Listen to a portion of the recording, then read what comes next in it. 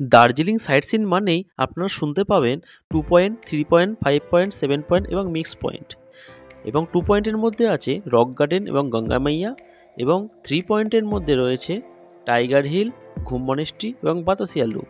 এছাড়াও আছে mix point, যেখানে zoo, ropeway, Japanese temple, peace pagoda, tea garden, Tenzing rock, Dali monastery এইসব দেখানো হয়। আর আমরা বুক করেছিলাম 2000 টাকার বিনিময়ে মিক্স পয়েন্ট। প্রথমেই আমরা চলে এসেছি দার্জিলিং চিড়িয়াখানায়। এখানে প্রবেশ মূল্য মাত্র 110 টাকা। আপনারা টাইগার হিল দেখতে চাইলে 3 পয়েন্ট বুক করবেন। 3 পয়েন্টের জন্য গাড়ি ভাড়া 1500 টাকা। টাইগার হিল থেকে সূর্য উদয় দেখতে এবং কাঞ্চনজঙ্ঘার সেই লাল আভা দেখতে অবশ্যই আপনাকে এই 3 পয়েন্ট দেখতেই হবে। আর 7 পয়েন্ট দেখতে চাইলে আপনারা 2000 টাকার বিনিময়ে দেখতে পারেন। এখানে চিড়িয়াখানাটি বেশ বড়, আর এই চিড়িয়াখানার ভিতরেই রয়েছে মিউজিয়াম। আর এখানে কোনো টাকা লাগে না, যার টাকা ধরে রাখা হয়েছে চিড়িয়াখানার প্রবেশ মূল্যের মধ্যে। মিউজিয়ামের ভেতরে ছবি তোলা নিষেধ, তাই আমরা কোনোরকম ছবি তুলতে পারিনি। বাইরে স্পোর্টস অ্যাক্টিভিটিগুলো দেখছিলাম, খুব ভালো লাগলো। আপনারা যদি টাইগার হিল দেখতে যান তবে ভোর 4টের মধ্যে বেরিয়ে পড়বেন। এছাড়া 5 পয়েন্ট, 7 পয়েন্ট বা মিক্স পয়েন্ট দেখতে গেলে সকাল 9টার মধ্যে বেরিয়ে পড়বেন। যত তাড়াতাড়ি বেরোবেন তত তাড়াতাড়ি বেশি আপনারা ঘুরতে পারবেন। সামনে থেকে মিউজিয়ামটি আমরা দেখতে পাচ্ছি, আর সত্যি অসাধারণ এই মিউজিয়ামটি। ভেতরে না ঢুকে দেখলে বোঝা যাবে না। বাঘ মামা বসে আছে।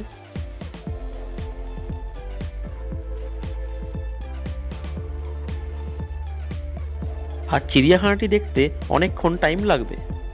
আর আপনারা যখন কোনো প্যাকেজ বুক করবেন অবশ্যই দরাদরি করবেন, কারণ এখানে অনেক টাকা বাড়িয়ে বলা হয়। আর হ্যাঁ, অবশ্যই প্যাকেজ বুক করার পর ড্রাইভারদাকে বলবেন সকাল সকাল চলে আসতে।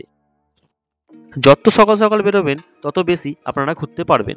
আর ড্রাইভার দাদা বলবে এটা বন্ধ, ওটা বন্ধ, কিন্তু আপনারা সেটা না শুনে অবশ্যই সেখানে গিয়ে দেখুন এবং খোঁজখবর নিয়ে তবেই প্যাকেজ বুক করুন।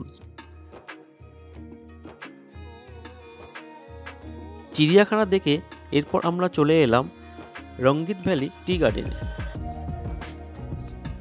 অপূর্ব দৃশ্য, চারিদিকে চা বাগান ভর্তি, আর পর্যটকেরা ভিতরে ঢুকে যে যার মতন ফটোশ্যুট করছে। এরপর আমরা এসে গেছি তেনজিং রক। এখানে ক্লাইম্বিং করা হয়, এসে আপনারাও করতে পারেন। তারপর আমরা বেরিয়ে পড়লাম গাড়ি নিয়ে জাপানিজ টেম্পল এবং পিস প্যাগোডা দেখতে।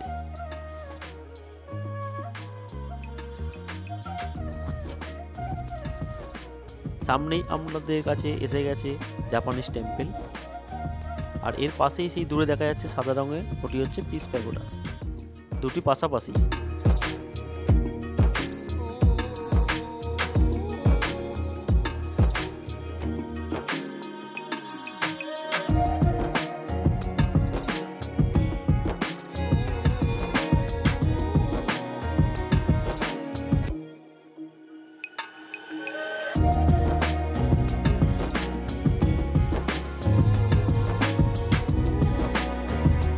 এখানে সাহিত্য বৌদ্ধ রয়েছে।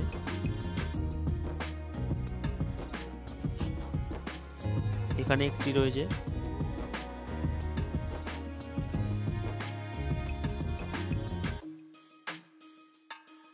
এরপর আমরা চলে এলাম ঘুম মনেস্ট্রি।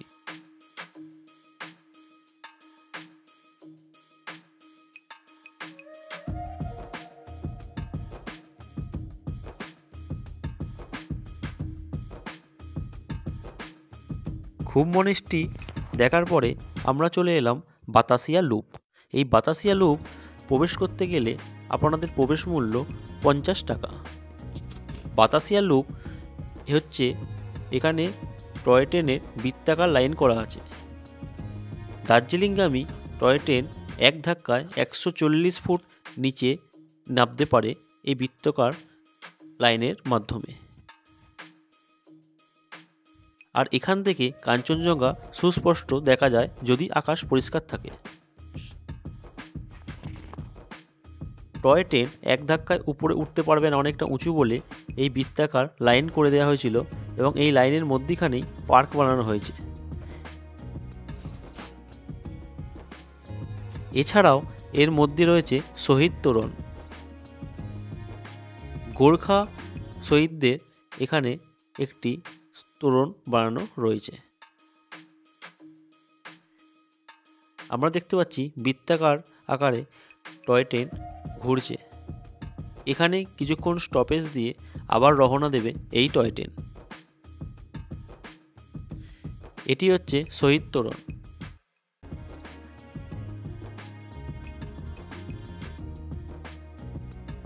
সুন্দর সাজানো গোছানো বাগান এই বাতাসিয়া লুপ। আর আজ আমাদের সাইট সিনের এটি হচ্ছে লাস্ট পয়েন্ট। আর দার্জিলিং এসে এই বাতাসিয়া লুপ কিন্তু একেবারেই মিস করা যাবে না।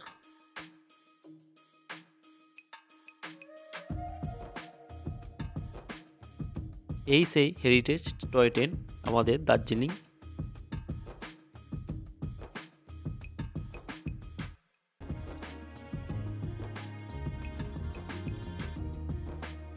সব গাড়ি এখানে এসে দাঁড়ায় কিছুক্ষণ, তারপর আবার রওনা দেয় নিজের গন্তব্যস্থলে।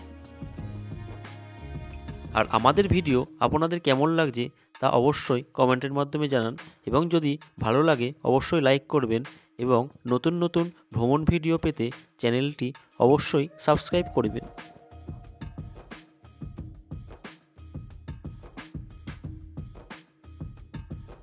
এখান থেকে দূরবীন দিয়ে কাঞ্চনজঙ্ঘা দেখা যায়, যার মূল্য 50 টাকা। এছাড়া আপনারা পাহাড়ি ড্রেস পরে এখানে ছবি তুলতে পারেন। আজ এ পর্যন্তই, আবার দেখা হবে পরবর্তী কোনো নতুন ভিডিও নিয়ে। ধন্যবাদ।